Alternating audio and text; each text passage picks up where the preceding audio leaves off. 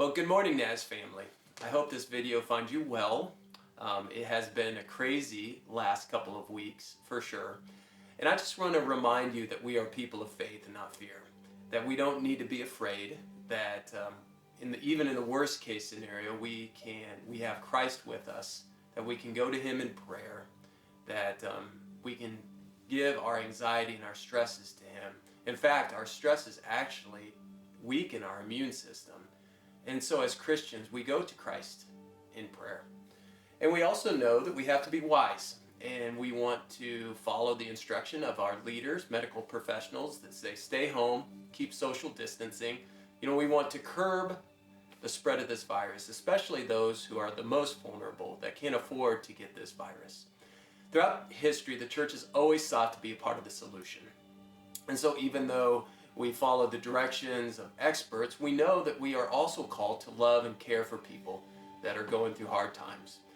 And the church has always done that. The church has cared for during epidemics and pandemics. They've cared for the sick, even at risk of their own health.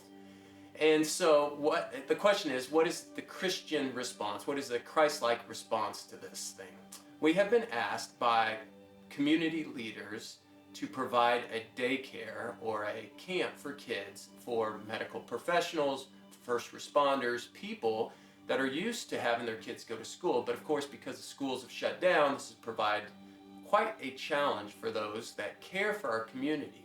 And so we've been asked by community leaders to provide that. And we feel that this is the Christian, Christ-like way to respond to this thing. And so we put together a plan. Public health professionals believe that a healthy person under the age of 65 is at low risk, so we feel comfortable providing care for kids with people that, as long as they're healthy.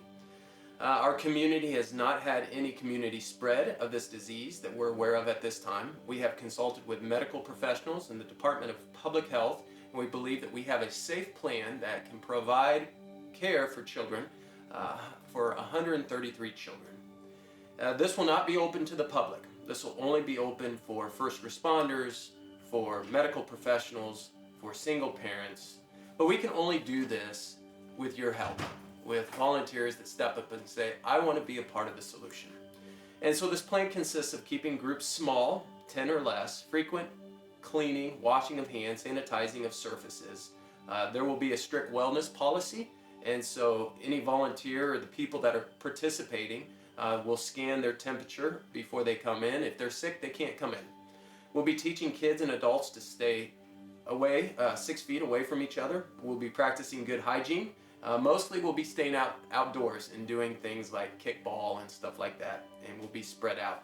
And if people have a compromised immune system or chronic medical conditions or over the age of 60, don't participate in this, stay home. So here are some ways that you can help. One is you can volunteer. And so in this email, you can click volunteer. You can actually sign up to help if you're between the ages of high school and 60. You can donate. Those who would like to can donate money, or you can donate cleaning supplies.